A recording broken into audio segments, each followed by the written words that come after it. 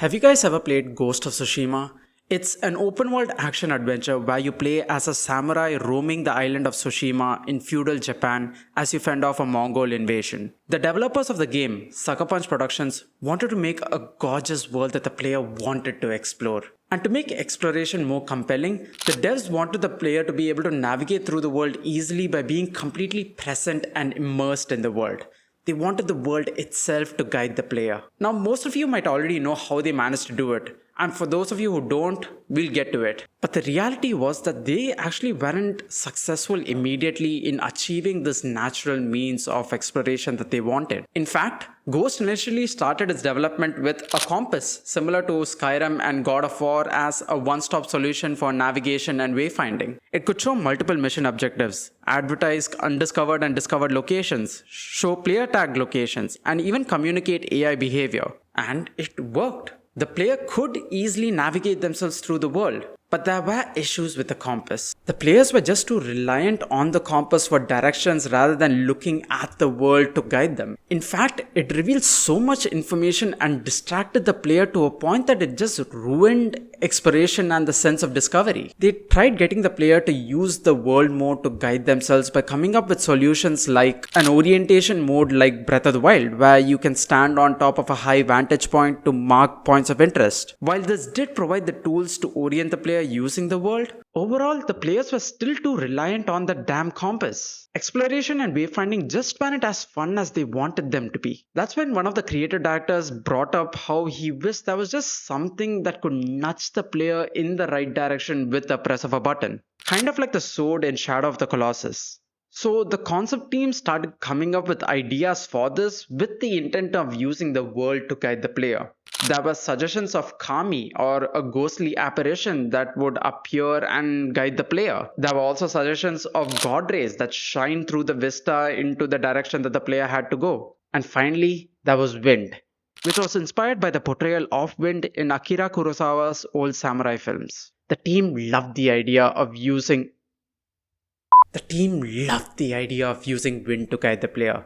They made prototypes, tested it out, and found that this was something players loved, to a point that they scrapped the entire compass system and also modified a bunch of other systems like quests and location discovery to work with wind as the means to guide the player. The design, engineering, and art team collaborated together to come up with the tools and the visual art styles needed to sell the idea of the winds guiding the player. That was the birth of what they called the Vindicator, or what we came to be known later as the guiding winds. Wherever you needed to go, whether it be your next quest objective or a marker you've set on your map, you just needed to swipe up on your PlayStation controller and this happens.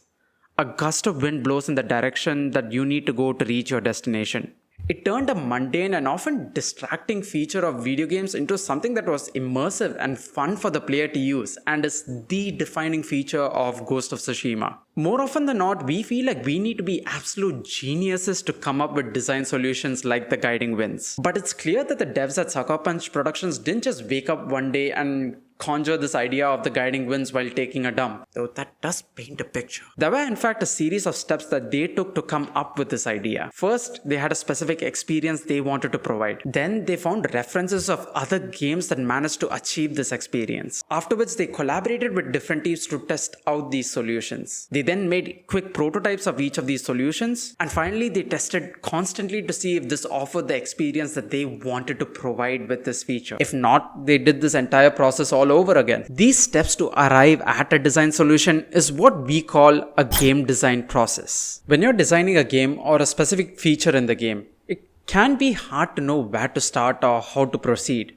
It can feel like trying to navigate through uncharted waters in an open ocean. And that's where having a game design process can really help you. It can be your North Star and guide you through the design decisions you need to make for your game or feature. So that's why every game designer or game design team needs their own game design process that works for them. But if you're new to game design or just getting started, odds are you don't really have your own game design process, which is where I'm hoping to be of some assistance. I've worked on my fair share of games. I've spoken to several game designers in the video game industry, and I've spent way too much time watching and listening to the talks provided by game designers in the Game Developers Conference. Damn, I really need a life, don't I? But from all of this, I've come up with a 5-step game design process that is now a core part of any feature of a game that I design. This 5-step game design process has helped me become a better game designer, helped me work better with my team. It's ensured that I'm constantly learning and improving, and even given me a better work-life balance. Well, maybe not that last one. But it has changed the way that I design games for the better. And hopefully it can help you as well. So here is my 5-step process for designing video games. Starting with step 1. Defining the experience. Video games are, in essence, interactive experiences. And as a game designer, your job is to ensure that the mechanics, systems, and levels of a game work towards satisfying the intended player experience. But wait, what is this intended player experience that I keep rambling about? The player experience is an umbrella term used to describe what the player thinks and feels while playing the game. Imagine you're playing an action game and you have to defeat some enemies. Do you feel like you want a full frontal close quarters battle? Or do you want to keep a distance and battle from a range? Do you feel invincible and like you can defeat the most insane enemies? Or do you feel anxious and overwhelmed and that a single mistake can lead to your death? All of these are your player experiences. An intended player experience is the player experience that the devs specifically want the players to have while playing the game or a specific feature of the game. Every game is made with a specific experience they want to provide, a specific emotion that they want to evoke, a specific way they want the player to play, a goal that they want the players to achieve. This intended experience is also called the game pillars or the player fantasy of the game. For instance, Ghost of Tsushima, in Sucker Punch's own words, when we set out to build Ghost, we knew the core experience we wanted to deliver was that of being a wandering samurai. That's the absolute heart of the fantasy and the IP. Everything stems from there. And this was made the core philosophy that the entire dev team worked towards. And it's the game designer's job to ensure that every feature that is designed and developed for the game serves towards providing this intended experience. No matter what kind of game you're making, this intended player experience should be one of the first things you figure out and define because it's going to influence every decision that you make in developing the game. For instance, Animal Crossing and Minecraft are both games focused on crafting, farming, and creative expression, right? But Animal Crossing is intended on being a casual, relaxing experience, while Minecraft intends on being a survival, almost horror-like experience.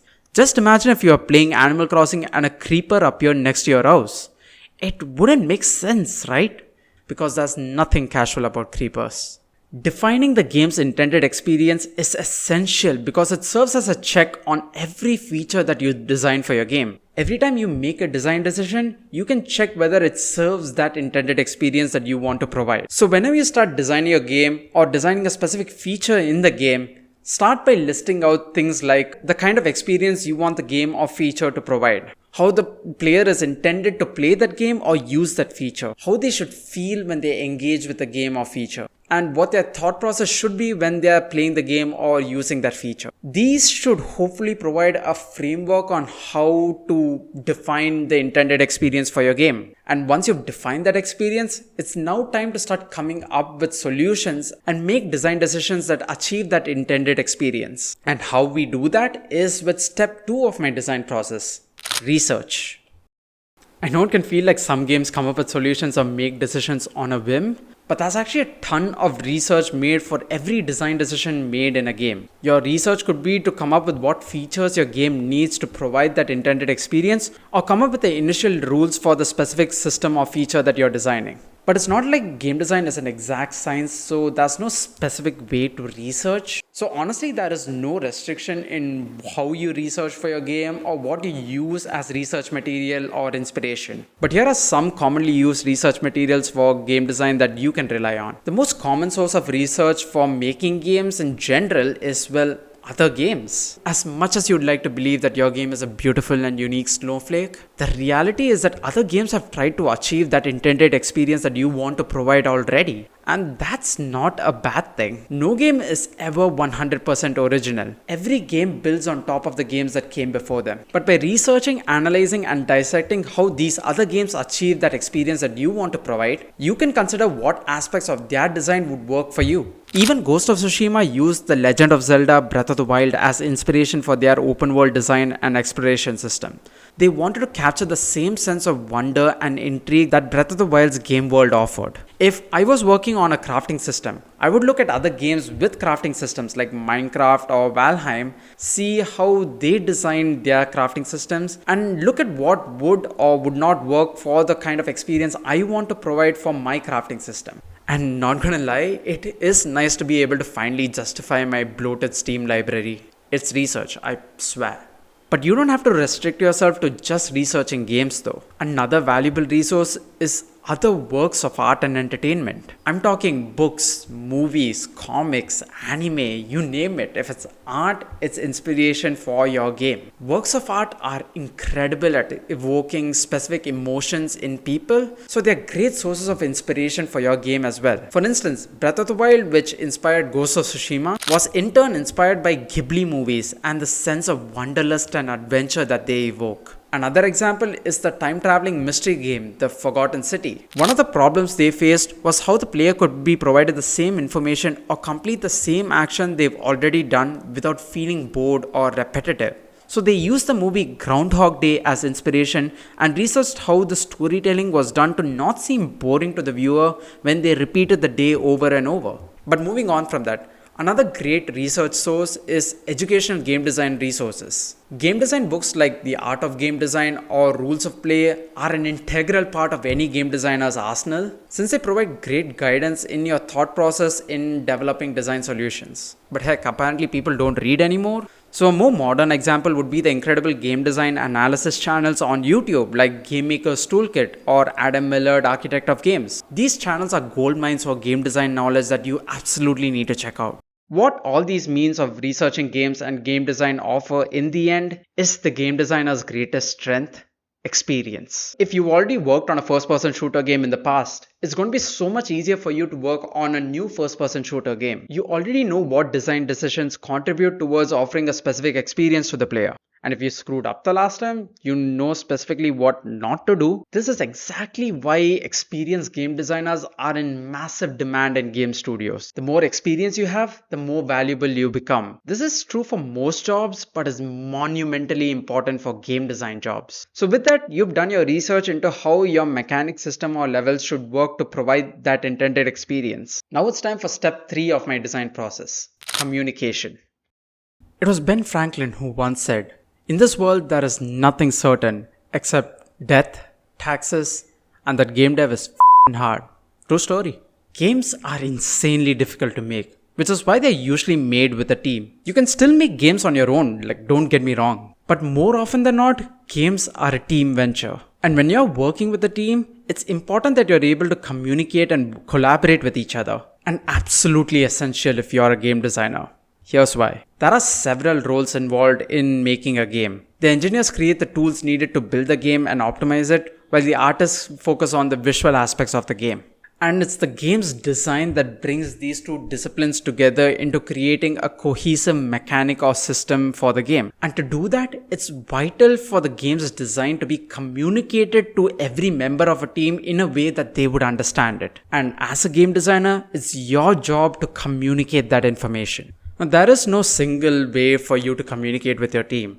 Yeah, you can definitely do in-person meetings where you're just talking on one-on-ones, preferably over a cup of coffee. But more often than not, it's going to be group meetings where you have members from different teams like engineers, artists, coming together and you having group discussions where you're sharing your thoughts of how the game has to be designed and why it has to be designed in specific ways. But beyond just talking, the most essential way of communicating a game's design is through something called a game design document, or GDD. These are documents used to consolidate the design decisions or solutions of the game in detail so that any member of the team can access this information at any stage of development. It's in these documents that game designers specify how a specific mechanic, system, or level should work. They would explain how this feature serves the game's intent, how it's supposed to work, what rules are involved in this feature, and things like that. If I was designing a weapon system for a first-person shooter, for instance, I would be mentioning the rules that would affect how the weapons work, such as how the bullets would fire,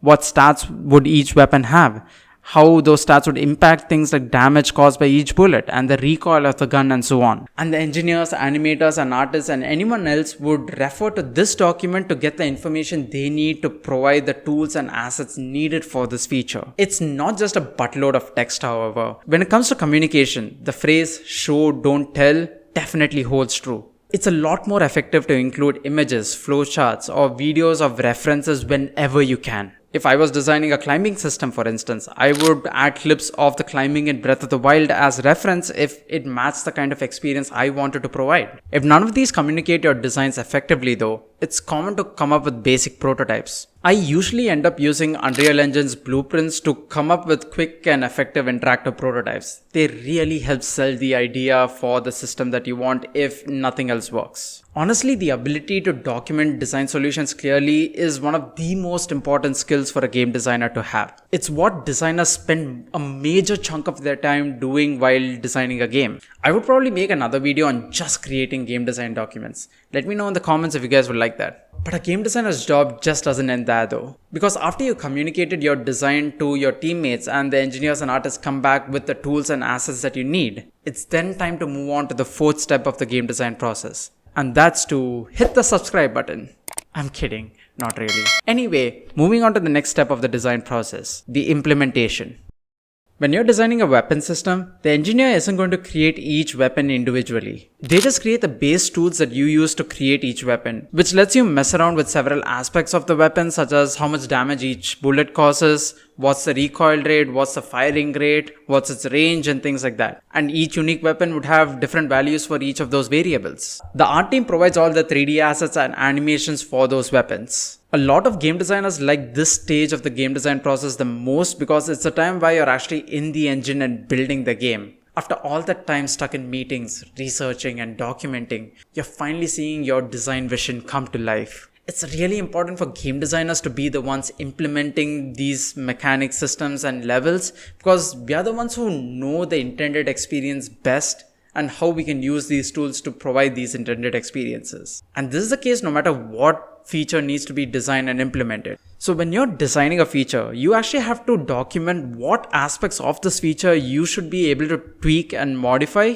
so that you have more control in implementing the feature in a way that fits the game's intent. This is a really exciting step in the game design process because this is where you're seeing your game come to life. Those tools and assets are like your shiny new toys that you've always wanted and finally get to play with to create your desired vision. You'll implement one mechanic and then complete one system and then have a bunch of systems that you then have to put together a complete level that you can then play. And that's incredibly empowering for you to see considering where you started off. That is until you get to the final step of this game design process, the one that might undo everything that you've done so far, testing.